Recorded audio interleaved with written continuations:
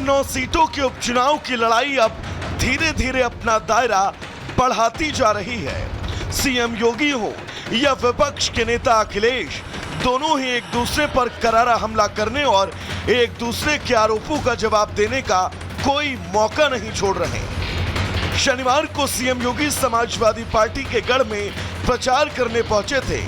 जी हां, उसी करहल की धरती पर जहां समाजवादी पार्टी का कब्जा 1993 से है। योगी ने उसी करहल की धरती पर मोर्चा संभाला और एक के बाद एक हमले किए। ये आज की समाजवादी पार्टी तो रामद्रोही है, भगवान राम के मंदिर में दर्शन करने नहीं गए। उनको लगता था वोट खिसक जाएगा, यानी राम मंदिर में जाने में वोट खिसकता है इनका, भगवान कृष्ण की जन्मभूमि में जाने में वोट खिसकता है इनका, काशी में काशी विश्वनाथ धाम जाने पर इनका वोट खिसकता है। अगर आप कृष्ण कन्हैया का सम्मान नहीं कर सकते, उनके गौरव और गरिमा के सम्मान के लिए आप कुछ नहीं बोल सकते, तो हम भी आपसे बाय बाय करते हैं। योगी के इन हमलों को लेकर अखिलेश ने अपना जवाब भी दिया। सोशल मीडिया पर अखिलेश ने एक कविता शेयर की। कविता में अखिलेश ने हमला बोलते हुए बीजेपी के दंभ और अहंकार को बीजेपी की संपत्ति बताया और भगवान घनश्याम से प्रार्थना की कि वो इन्हें माफ करें। गौर करने वाली बात ये कि करहल में दोनों के बीच भगवान कृष्ण को लेकर अब जंग शुरू हो चुकी है। योगी ने मथुरा का जिक्र किया तो अखिलेश ने भी घनश्याम के नाम पर सोशल मीडिया पर पोस्ट लिख दिया। लेकिन दोनों के बीच चल रही एकमात्र लड़ाई नहीं, बल्कि पहले ही बटेंगे तो कटेंगे को लेकर सियासी जंग चल रही है। आगरा में सीएम योगी ने बटेंगे तो कटेंगे का नारा दिया, जिसके बाद हरियाणा विधानसभा चुनाव में ये खूब चला और हरियाणा में सीएम योगी ने जिन सीटों पर प्रचार किया उनमें बीजेपी की जीत का स्ट्राइक रेट शानदार रहा। जवाब में समाजवादी पार्टी लगातार पोस्टर के जरिए इस नारे का तोड़ निकालने की कोशिश में है। 2 नए पोस्टर जारी किए गए, जिसमें एक पोस्टर पर अखिलेश यादव की तस्वीर है और लिखा है जुड़ेंगे तो बढ़ेंगे, तो वहीं दूसरे पोस्टर पर लिखा है तुम बटने कटने का राग लिखो, हम तारीख का हिसाब लिखेंगे, तुम नफरत का योग लिखो, हम तरक्की का संयोग लिखेंगे, तुम जमीन पे जुल्म लिखो, हम आसमान में पीडीए का इंकलाब लिखेंगे। 4 जून को लोकसभा चुनाव के नतीजे आने के बाद यूपी में जिस समाजवादी पार्टी के हौसले 7वें आसमान पर थे, उसी को अब सीएम योगी के एक नारे ने इतना बेचैन कर दिया और आए दिन नए नए मुद्दों को लेकर भी बीजेपी और समाजवादी पार्टी एक दूसरे पर हमलावर है। लेकिन किसका निशाना कितना सटीक बैठता है, ये तो नतीजों के बाद ही तय होगा। Bureau report, Republic Bharat.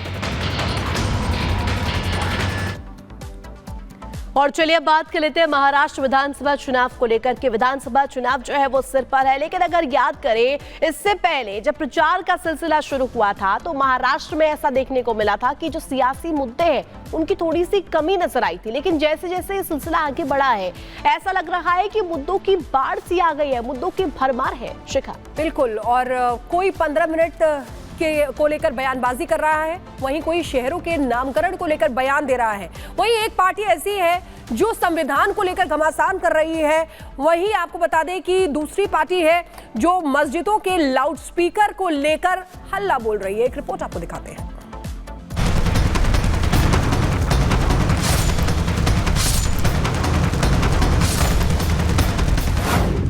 Maharashtra में सियासत आर पार,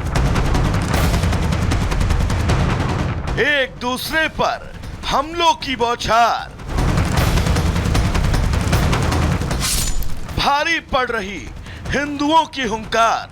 मेरी घड़ी में 3 बजने को सिर्फ 15 सेकेंड बाकी हैं। महाराष्ट्र में वोटिंग के दिन को अभी 10 दिन बाकी हैं और 8 दिन में प्रचार प्रसार थम जाएगा।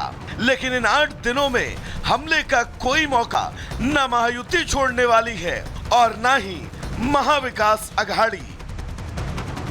उलेमा बोर्ड की 17 शर्तों के मुद्दे पर महायुति पहले से ही हमलावर है, कि इस बीच अकबरुद्दीन ओवैसी ने 15 मिनट वाली बात दोहरा दी। फिर क्या था? इस मुद्दे पर महाराष्ट्र के डिप्टी सीएम ने अकबरुद्दीन को करारा जवाब दिया। सुन लो ओवैसी, छत्रपति संभाजी नगर, किसी का बाप भी पैदा हुआ अब ये नाम नहीं बदल सकता।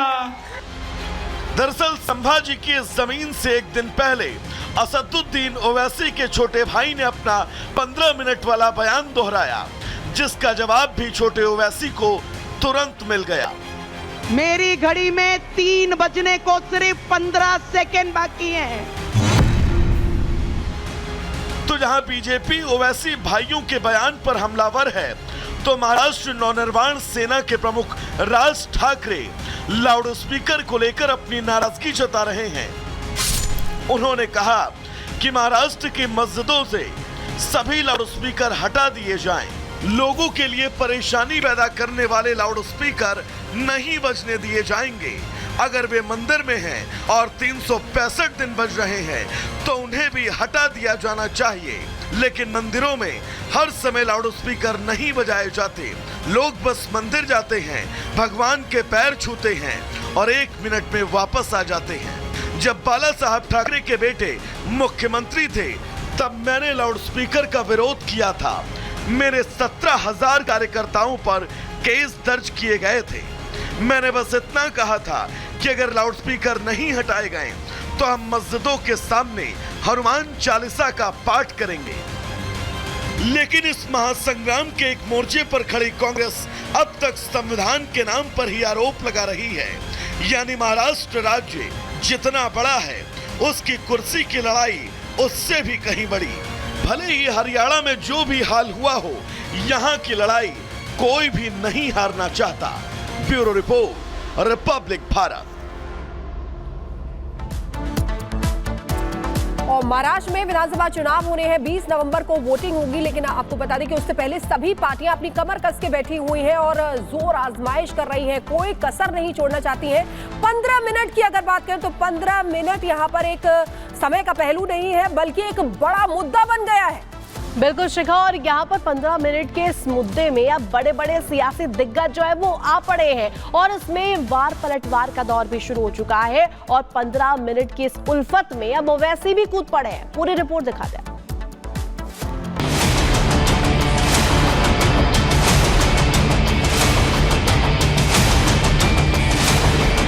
तेरी घड़ी में 15 मिनट होंगे, मेरी घड़ी में सिर्फ 15 सेकेंड बाकी हैं। तेरे को 15 मिनट लग रहे होंगे, हम लोगों को 15 सेकेंड लगेंगे। ओवैसी ये बात करे कि मीडिया वालों को 15 मिनट से बड़ी मोहब्बत हो गई। उल्फत के ये 15 मिनट सियासत का हर सूरमा अपने हक में करना चाहता है। फिर रण चाहे लोकसभा चुनावों का रहा हो या फिर किसी सियासी मंच पर